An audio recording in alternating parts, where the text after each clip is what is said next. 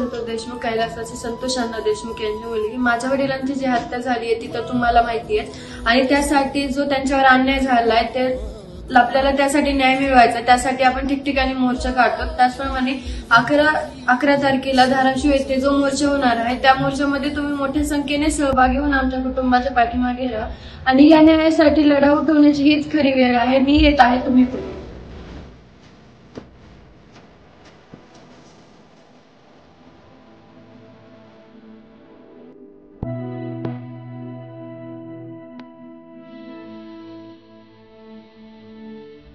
आता